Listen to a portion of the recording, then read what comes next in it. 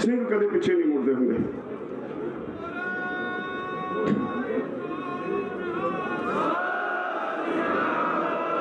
संघर्ष ਲਈ एक निशाना मिथ के आए हुए हैं। सरकार नाल लड़ाई जारी है। इक्को बेनती है भाई शांतमई रहना। तुहानू कोई कुछ भी कहे, जे किसी नू कोई वड्डी गल मिलती है साडे नाल सांझी कर लो, पर इस अंदोलन नू कोई हुण ना सट मार सके, इसलिए सारे सिपाही बन जाओ। मेरी तुहानू सारे नू अपील है। आ बीबियां तुहाडे नाल तुहाडे किन्ने दिनों तो इत्थे ही सौंदियां, इत्थे ही बहनियां, कुछ ख्याल करो। इन्हां दीयां भावनावां ने, ये चाहुंदियां ने तुसीं इत्थे जित के जाओ, अपने धीआं पुत्तां दा भविख सुरक्षित चाहुंदियां ने, तां इत्थे बैठियां ने। साडे ते बहुत वड्डी जिम्मेवारी है। मैं तो समझदा अकाल पुरख ने तुहाडे उत्ते एक बहुत वड्डी जिम्मेवारी आयद कीती है भी सरकार जिस पासे नूं तुर पई ਉਹਨੂੰ रोक लाउण लई तुसीं इत्थे सिपाही बन के बैठे, ਉਹਨੂੰ रोक लाउणी है। ਉਹਨੂੰ बिना ब्रेक लाए इत्थों नहीं जाना। मैं तुहाडे कोलों हथ जोड़ के अपील करदा, बेनती करदा भी चौकस रहो, इन्हां लोकां तो चौकस रहो ਜਿਹੜੇ ਤੀਏ ਦਿਨ ਇਹੋ ਜਿਹੀਆਂ ਜਥੇਬੰਦੀਆਂ बना के तुहाडे कोल आउंदे ने, पैसे इकट्ठे करी जांदे ने। अपना घर संभाल लो, आपां इकट्ठे होकर लड़ीए, सफलता हासिल करिए, जितांगे जितांगे जितांगे, कोई ताकत हरा नहीं सकती। अखीर च फिर वो बेनती, शांतमई रहांगे, असी जितांगे, हिंसक होवांगे, मोदी जितेगा। मोदी नूं असी किसी कीमत ते जितण नहीं देना। इन्ना कहंदा खिमा चाहुंदा। वाहिगुरू जी का खालसा, वाहिगुरू जी की फतेह।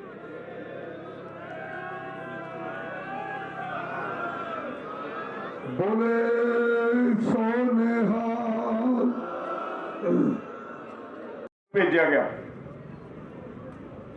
और कमाल की गल है, मैं नाम नहीं लेना, कुछ चैनल ने जिहड़े चंगा काम भी कर रहे हैं। एक चैनल ने सवाल किया सरकार ते, तुसीं कह रहे हो इन्हों ने प्रचार शुरू करता, उदों ही किसान मोर्चे की लीडरशिप तो बागी हो गए किसान।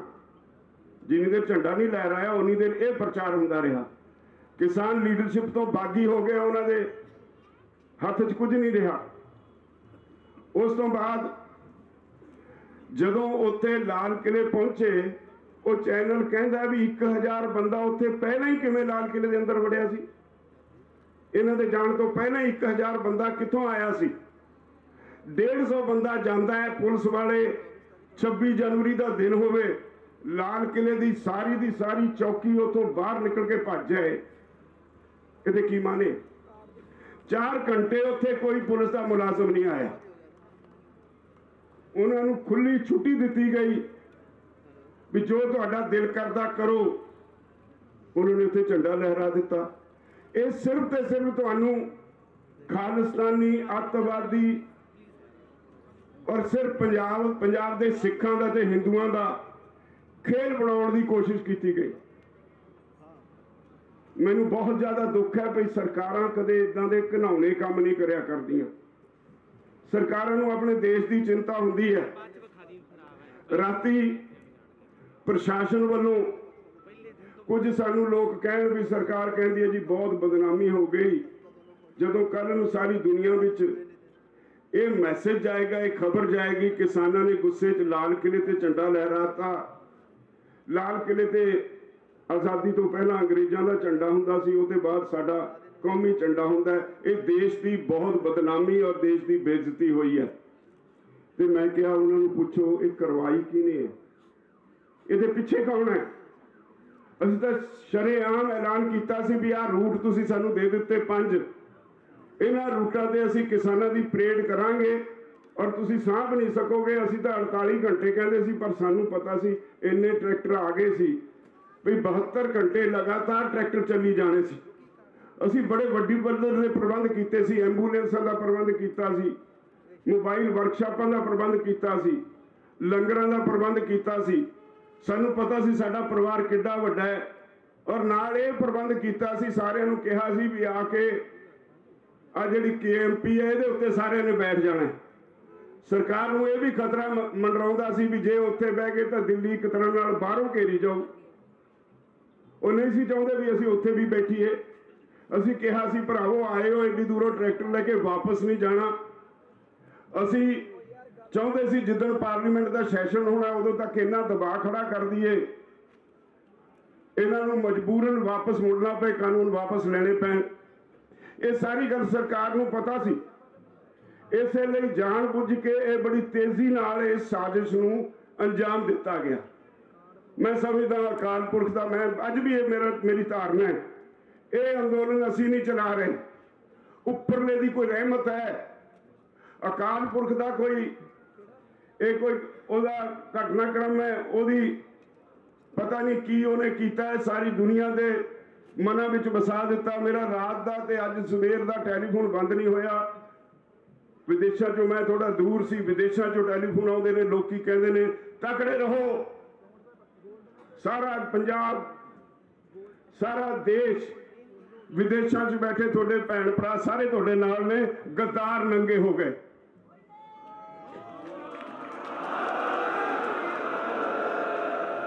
ਹਰ ਪਾਸਿਓਂ ਇਹ ਹੌਸਲਾ ਮਿਲ ਰਿਹਾ ਹੈ। ਡਰਦੇ ਤਾਂ ਸੀ ਹਾਂ ਨਹੀਂ, ਕਦੇ ਡਰੇ ਨਹੀਂ, ਡਰਨਾ ਸਿੱਖਿਆ ਨਹੀਂ। ਪੈ ਕਾਹੂ ਕੋ ਦੇਤ ਮੈਂ ਨਾ ਮੈਂ ਨਾ ਪੈਮਾਨ ਮਾਨਤ ਆਨ। ਅਸੀਂ ਡਰਨ ਵਾਲੀ ਕੌਮ ਤਾਂ ਹਾਂ ਹੀ ਨਹੀਂ। ਸੰਘਰਸ਼ ਕਰਦੇ ਰਹਾਂਗੇ, ਬੰਦ ਨਹੀਂ ਹੋਏਗਾ। ਅਸੀਂ ਉਦੋਂ ਹੀ ਕਹਿਤਾ ਵੀ ਸਾਨੂੰ ਆਪਣੇ ਭਾਈਚਾਰੇ ਦੇ ਸਿਰ ਤੇ ਮਾਣ ਹੈ, ਅਸੀਂ ਵਾਪਸ ਨਹੀਂ ਜਾਵਾਂਗੇ, ਇੱਥੇ ਹੀ ਬੈਠਾਂਗੇ। ਔਰ ਜਿੰਨੀ ਦੇਰ ਤੱਕ ਕਾਨੂੰਨ ਵਾਪਸ ਨਹੀਂ ਹੁੰਦੇ ਉਦੋਂ ਤੱਕ ਇੱਥੇ ਹੀ ਬੈਠ ਕੇ ਸੰਘਰਸ਼ ਕਰਦੇ ਰਹਾਂਗੇ।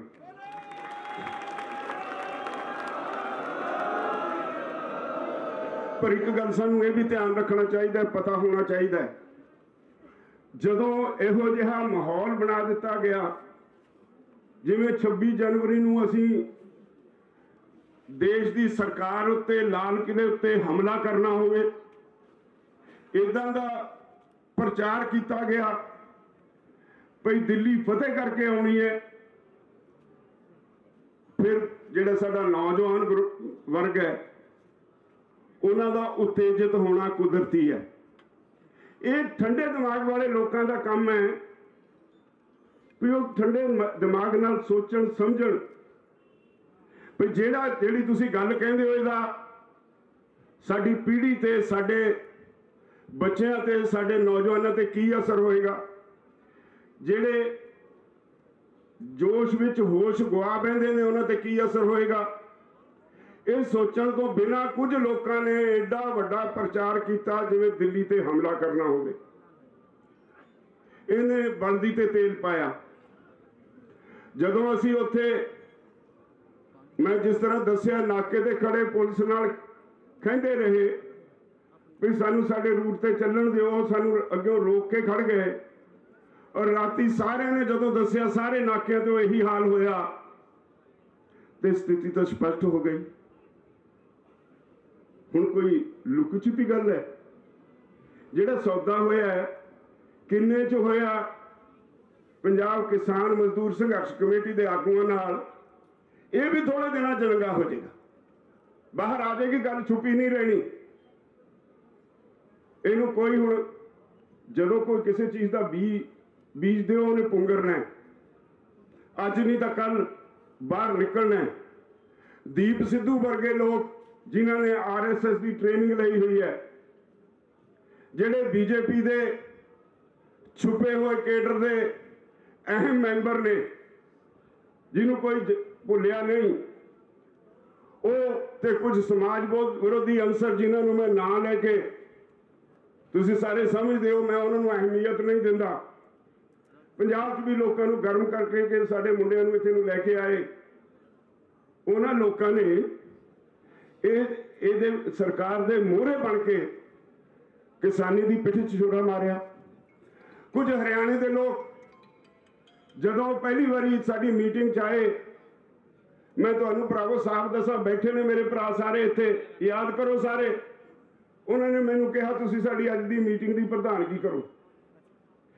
ਹਰ ਵਾਰੀ ਅਸੀਂ, ਸਾਡਾ ਇੱਕ ਅਸੂਲ ਹੈ, ਕੋਈ ਆਪਣੇ ਆਪ ਨੂੰ ਛੋਟਾ ਨਾ ਸਮਝੇ, ਵੱਡਾ ਨਾ ਸਮਝੇ। ਅਸੀਂ ਹਰ ਵਾਰੀ ਇੱਕ ਜਥੇਬੰਦੀ ਨੂੰ ਕਹਿੰਦੇ ਆ ਚਲੋ ਵੀ ਅੱਜ ਤੁਹਾਡਾ ਪ੍ਰਧਾਨਗੀ ਕਰੂ, ਇੱਕੋ ਬੰਦਾ ਪ੍ਰਧਾਨਗੀ ਨਹੀਂ ਕਰਦਾ ਹਮੇਸ਼ਾ।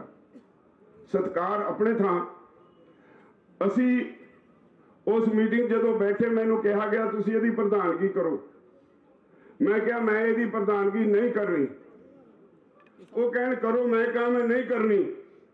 ਕਹਿੰਦੇ ਕਿਉਂ ਨਹੀਂ ਕਰਨੀ? ਮੈਂ ਕਿਹਾ ਹਰਿਆਣੇ ਵਾਲੇ ਬੈਠੇ ਨੇ, ਪਹਿਲਾਂ ਜਾਟ ਅੰਦੋਲਨ ਫੇਲ ਕਰ ਚੁੱਕੇ, ਇਹ ਸਾਡੇ ਅੰਦੋਲਨ ਨੂੰ ਫੇਲ ਕਰਨਗੇ। ਇਹਨਾਂ ਦੇ ਮੁੰਡੇ ਇਹਨਾਂ ਦੇ ਵੱਸ 'ਚ ਨਹੀਂ। ਜੋ ਗੰਦ ਇਹਨਾਂ ਨੇ ਜਾਟ ਅੰਦੋਲਨ 'ਚ ਘੋਲਿਆ ਸਾਡੇ ਅੰਦੋਲਨ 'ਚ ਘੋਲਣਗੇ। ਸਾਨੂੰ ਇਹ ਵਾਰਾ ਨਹੀਂ ਖਾਂਦਾ। ਇਹਨਾਂ ਨੂੰ ਕੌਣ ਰੋਕੂ, ਕੌਣ ਜ਼ਿੰਮੇਵਾਰੀ ਲਊ? ਪਹਿਲਾਂ ਇਹ ਸਹੁੰ ਖਾਣ ਵੀ ਇਹ ਅੰਦੋਲਨ ਵਿੱਚ ਸ਼ਾਂਤਮਈ ਰਹਿਣਗੇ, ਫਿਰ ਮੈਂ ਪ੍ਰਧਾਨਗੀ ਕਰਾਂਗਾ। ਸਾਰਿਆਂ ਨੇ ਸਹੁੰ ਖਾਧੀ। ਹੋਇਆ ਕੀ? ਮੂਹਰੇ ਹਰਿਆਣੇ ਵਾਲੇ ਰਹੇ। ਅੱਜ ਵੀ ਹਰਿਆਣੇ ਵਾਲੇ ਜੇ ਕੋਈ ਥੋੜੇ ਬਹੁਤੇ ਬੈਠੇ ਨੇ ਉੱਥੇ ਹਰਿਆਣੇ ਵਾਲੇ ਨੇ ਦਿੱਲੀ ਦੇ ਵਿੱਚ ਘੁੰਮਦੇ। ਸਾਡੇ ਮੁੰਡੇ ਚਲੋ ਗਲਤੀ ਕੀਤੀ ਵਾਪਸ ਆ ਗਏ। ਮੈਨੂੰ ਇਸ ਗੱਲ ਦੀ ਤਸੱਲੀ ਹੈ ਵੀ ਸ਼ੁਕਰ ਹੈ ਸਾਡੇ ਘਰ ਤਾਂ ਆ ਗਏ। ਜੇ ਉਹਨਾਂ ਨੇ ਕਮਲ ਮੱਧਿਆ, ਸਾਡੇ ਲਈ ਸੰਤੁਸ਼ਟੀ ਇਹੀ ਹੈ ਵੀ ਸਾਡੇ ਬੱਚੇ ਬਚ ਰਹੇ। ਨਹੀਂ ਇਹੋ ਜਿਹੇ ਬਘਿਆੜ ਦੇ ਅੱਗੇ ਇਹਨਾਂ ਕੁਝ ਅਖੌਤੀ ਆਗੂਆਂ ਨੇ ਫਸਾ ਦਿੱਤੇ ਸੀ। ਜੇ ਕਿਤੇ ਅਸੀਂ ਨਾਲ ਰਲ ਜਾਂਦੇ ਤਾਂ 70 ਪੈ ਜਾਣੇ ਸੀ ਭਰਾਵੋ। ਸਾਨੂੰ ਆਪਣੀ ਜ਼ਿੰਮੇਵਾਰੀ ਦਾ ਪੂਰਾ ਅਹਿਸਾਸ ਹੈ। ਤੁਹਾਡੇ ਬੱਚੇ ਨਹੀਂ, ਇਹ ਸਾਡੇ ਬੱਚੇ ਨੇ।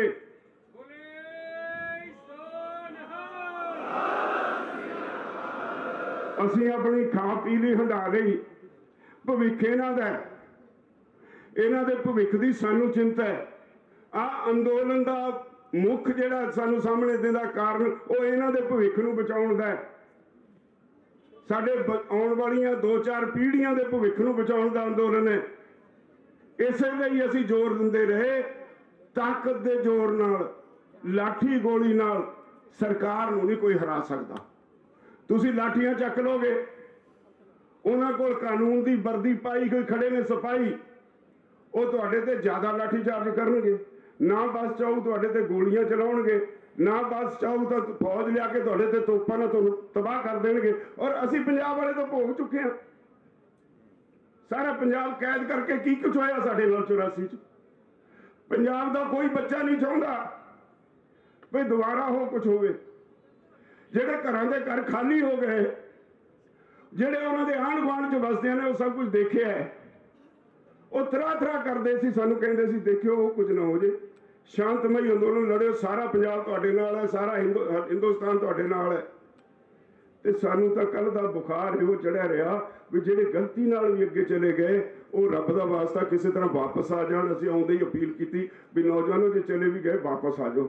ਸਾਡੇ ਸਾਥੀਆਂ ਨੂੰ ਜਿਨ੍ਹਾਂ ਦੇ ਤੁਸੀਂ ਬੱਚੇ ਹੋ ਉਹਨਾਂ ਨੂੰ ਮਨ ਨੂੰ ਤਾਂ ਧਰਵਾਸ ਹੋਏਗੀ। ਮੈਨੂੰ ਪਤਾ ਹੈ, ਮੈਨੂੰ ਕਿੰਨੇ ਫੋਨ ਆਏ ਬਾਹਰੋਂ, ਕੋਈ ਸੰਗਰੂਰ ਤੋਂ ਕਹੇ ਜੀ ਸਾਡਾ ਸਾਰਾ ਪਰਿਵਾਰ ਆਇਆ ਹੋਇਆ, ਕੋਈ ਪਤਾ ਨਹੀਂ ਲੱਗਦਾ।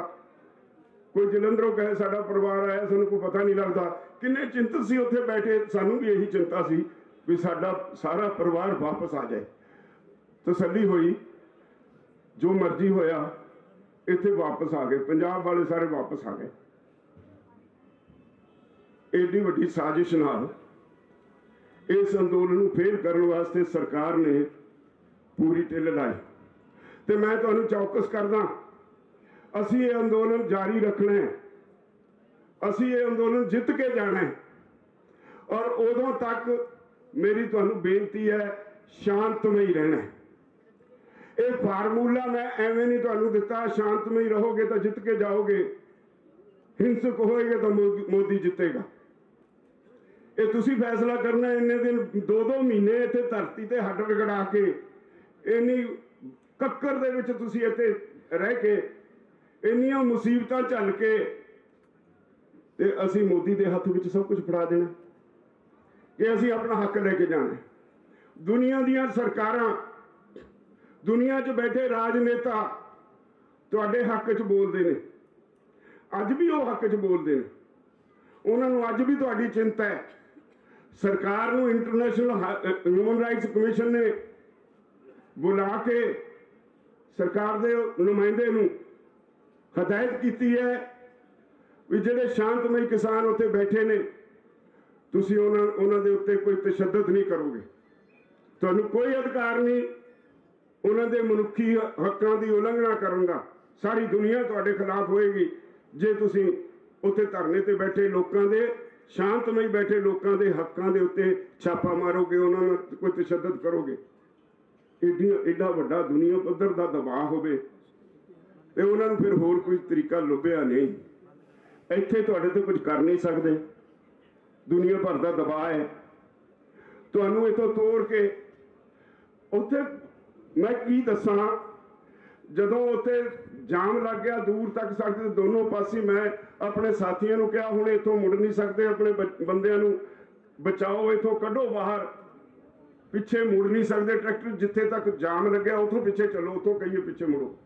ਉੱਥੇ ਆ ਕੇ ਅਸੀਂ ਮੋੜਨ ਲੱਗੇ, ਮੈਂ ਹੱਥ ਜੋੜੇ ਬਹੁਤ ਸਾਰੇ ਨੌਜਵਾਨ ਬੱਚਿਆਂ ਨੂੰ ਵੀ ਪੁੱਤਰੋ ਅੱਗੇ ਹਾਲਾਤ ਖਰਾਬ ਹੋ ਗਏ, ਪਿੱਛੇ ਮੋੜੋ। ਮੁੜਨ ਲੱਗ ਪਏ ਤੇ ਕੁਝ ਉੱਥੇ ਮੇਰੇ ਵੀ ਗੱਲ ਪਏ।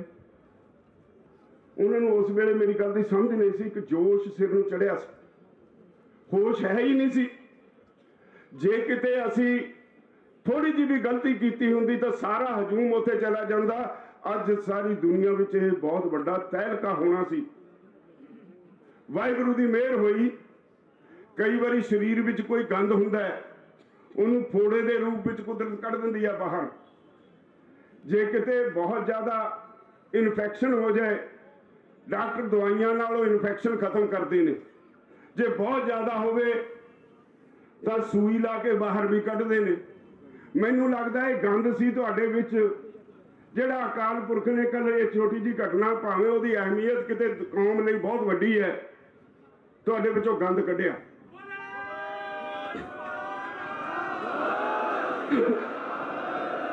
ਇਸੇ ਲਈ ਅਕਾਲ ਪੁਰਖ ਦੀ ਉਹ ਦੇਵੀ ਸ਼ਕਤੀ ਅੱਗੇ ਮੈਂ ਆਪਣਾ ਸਿਰ ਝੁਕਾਉਣਾ। ਉਹਨੇ ਸਾਫ਼ ਸੁਥਰਾ ਅੰਦੋਲਨ ਬਣਾ ਦਿੱਤਾ। ਬਹੁਤ ਸਾਰੇ ਸੱਜਣ ਨਿਰਾਸ਼ਤਾ ਵਿੱਚ ਵਾਪਸ ਭੱਜਣ ਲੱਗ ਪਏ। ਉਹਨਾਂ ਨੂੰ ਲੱਗਿਆ ਪਤਾ ਨਹੀਂ ਹੁਣ ਅੰਦੋਲਨ ਸਮਾਪਤ ਹੋ ਗਿਆ। ਮੇਰੀ ਤੁਹਾਨੂੰ ਸਾਰਿਆਂ ਨੂੰ ਅਪੀਲ ਹੈ, ਭਰਾਵੋ, ਬੇਨਤੀ ਹੈ, ਏਡੀ ਦੂਰੋਂ ਤੁਸੀਂ ਆਏ ਹੋ ਚੱਲ ਕੇ। ਮੈਂ ਜਿਹੜੀ ਪਹਿਲੇ ਦਿਨ ਤੋਂ ਬੇਨਤੀ ਕਰਦਾ, ਆਪੋ ਆਪਣੀ ਟਰਾਲੀ ਦੇ ਆਲੇ ਦੁਆਲੇ ਖਿਆਲ ਰੱਖੋ। ਜਿੰਨਾ ਤੁਹਾਡੇ ਵਲੰਟੀਅਰ ਖਿਆਲ ਰੱਖਦੇ ਨੇ, ਆਪੋ ਆਪਣਾ ਖਿਆਲ ਆਪੇ ਰੱਖੋ। ਆਪਣੇ ਖੇਮੇ ਦੇ ਵਿੱਚ ਜਿਹੜੇ ਬੰਦੇ ਨੂੰ ਤੁਸੀਂ ਜਾਣਦੇ ਨਹੀਂ ਉਹਨੂੰ ਵੜਨ ਨਾ ਦਿਓ। ਜਿਹੜੇ ਕੁਝ ਸਟੂਡੈਂਟਸ ਦੇ ਨਾਂ ਤੇ ਪੰਜਾਬ ਯੂਨੀਵਰਸਿਟੀ ਤੋਂ ਆ ਕੇ ਉਹ ਤੁਹਾਨੂੰ ਗੁੰਮਰਾਹ ਕਰਦੇ ਨੇ, ਲੀਡਰਸ਼ਿਪ ਕਮਜ਼ੋਰ ਹੈ ਜੀ, ਇਹ ਤਾਂ ਜੀ ਕੋਈ ਕਹਿੰਦਾ ਵਿਕ ਗਏ, ਇਹ ਤਾਂ ਜੀ ਹੁਣ ਤਾਂ ਇੱਕ ਦੋ ਜਥੇਬੰਦੀਆਂ ਹੀ ਰਹਿ ਗਈਆਂ ਜੀ, ਇਦਾਂ ਦੀਆਂ ਗੱਲਾਂ ਕਰਦੇ ਨੇ। ਉਹਨਾਂ ਦੀਆਂ ਗੱਲਾਂ ਅੱਗੇ ਤੋਂ ਨਹੀਂ ਸੁਣਨੀਆਂ, ਕੁਝ ਨਹੀਂ ਕਹਿਣਾ ਉਹਨਾਂ ਨੂੰ। ਜਦ ਤੁਸੀਂ 4 ਦਿਨ ਗੱਲਾਂ ਨਾ ਸੁਣੀਆਂ, ਆਪੇ ਤੋਂ ਭੱਜ ਜਾਣਗੇ। ਮੈਂ ਕੋਈ ਵੀ ਗੱਲ ਤੁਹਾਡੇ ਕੋਲੋਂ ਛੁਪਾ ਕੇ ਨਹੀਂ ਰੱਖਣੀ। ਕਿਸੇ ਨੂੰ ਗੋਡੇ ਲੱਗੇ, ਗਿੱਟੇ ਲੱਗੇ, ਮੇਰਾ ਇਹ ਧਰਮ ਹੈ ਵੀ ਮੈਂ ਆਪਣੇ ਲੋਕਾਂ ਨਾਲ ਹਰ ਗੱਲ ਹੀ ਸਾਂਝੀ ਕਰਾਂ। ਮੇਰਾ ਇਹ ਧਰਮ ਹੈ, ਜਦੋਂ ਤੱਕ ਸਾਹ ਵਗਦਾ ਹੈ ਮੈਂ ਤੁਹਾਡੇ ਅੱਗੇ ਹੋ ਕੇ ਖੜਾ ਰਹਾ, ਤੁਹਾਨੂੰ ਕੋਈ ਬਾਲ ਪਿੰਗਾ ਨਾ ਕਰ ਸਕੇ।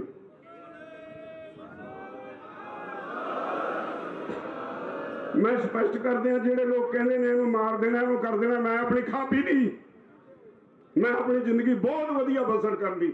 ਮੈਨੂੰ ਲੋਕਾਂ ਨੇ ਬਹੁਤ ਮਾਣ ਸਨਮਾਨ ਦਿੱਤਾ। ਜਿਹੜੇ ਲੋਕ ਇਸ ਗੱਲੋਂ ਡਰਦੇ ਨੇ, ਉਹਨਾਂ ਨੂੰ ਸਮਝ ਲੈਣਾ ਚਾਹੀਦਾ ਮੌਤ ਇੱਕ ਦਿਨ ਆਉਣੀ ਹੈ, ਰੋਜ਼ ਰੋਜ਼ ਨਹੀਂ ਮਰਨਾ ਚਾਹੀਦਾ।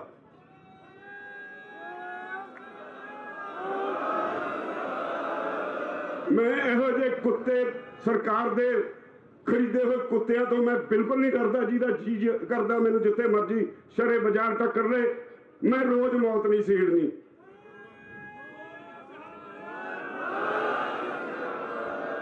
ਮੈਂ ਡਰਦਾ ਤਾਂ ਮੇਰੇ ਆ ਜਿਹੜੇ ਲੋਕ ਬੈਠੇ ਨੇ ਇਹਨਾਂ ਤੋਂ ਡਰਦਾ। ਮੈਂ ਕਿਸੇ ਤੇ ਨਹੀਂ ਡਰਦਾ, ਜਾਂ ਅਕਾਲ ਪੁਰਖ ਤੋਂ ਡਰਦਾ।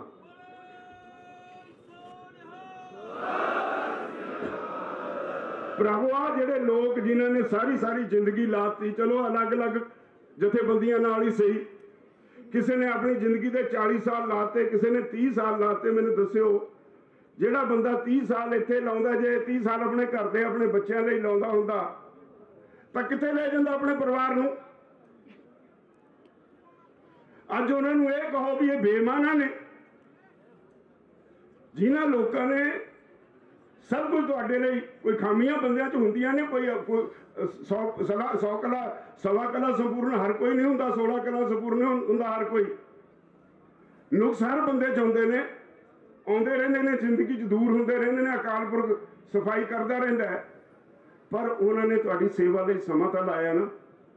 ਇੱਥੇ ਮੈਂ ਜੋ ਸਹੀ ਗੱਲ ਆ ਉਹ ਕਰਾਂਗਾ। ਅਜਮੇਰ ਸਿੰਘ ਲੱਖੋਵਾਲ ਨੇ 100 ਗਲਤੀਆਂ ਕੀਤੀਆਂ, ਪਰ ਉਹਨੇ ਜ਼ਿੰਦਗੀ ਦਾ ਵੱਡਾ ਹਿੱਸਾ ਇੱਧਰ ਵੀ ਲਾਇਆ ਮੇਰੇ ਨਾਲ। ਜਦ ਤੱਕ ਯੂਨੀਅਨ ਹੈ ਹੀ ਨਹੀਂ ਸੀ, ਜਦੋਂ ਮੈਂ ਤੇ ਅਜਮੇਰ ਸਿੰਘ ਲੱਖੋਵਾਲ ਤੁਰੇ ਸੀ ਮੋਢੀਆਂ ਚੋਂ ਆ, ਉਹਦੇ ਕੋਲ ਇੱਕ ਮੋਟਰਸਾਈਕਲ ਸੀ, ਮੇਰੇ ਕੋਲ ਵੈਸਪਾ ਸਕੂਟਰ ਸੀ, ਅਸੀਂ ਦੋਏ ਇਕੱਠੇ ਹੁੰਦੇ ਸੀ।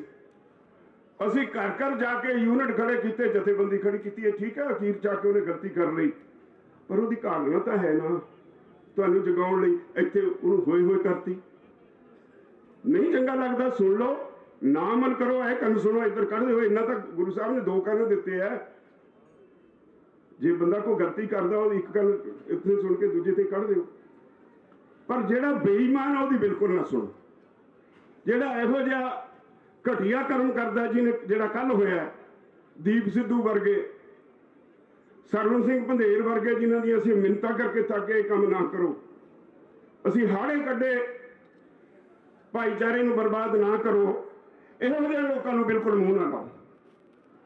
ਮੇਰੀ ਤੁਹਾਨੂੰ ਅਪੀਲ ਹੈ, ਪਿੱਛੇ ਵੀ ਸਾਰੇ ਪੰਜਾਬ ਵਿੱਚ ਦੱਸ ਦਿਓ ਵੀ ਪੰਜਾਬ ਦੇ ਲੋਕਾਂ ਦੇ ਸਭ ਤੋਂ ਵੱਡੇ ਗੱਦਾਰ ਆ ਪੰਨੂ ਔਰ ਪੰਧੇਰ ਨੇ, ਦੀਪ ਸਿੱਧੂ ਹੈ, ਜਿਹੜੇ ਸਮਾਜ ਵਿਰੋਧੀ ਅੰਸਰ ਹੈ, ਸਾਰੇ ਤੁਸੀਂ ਜਾਣਦੇ ਹੋ।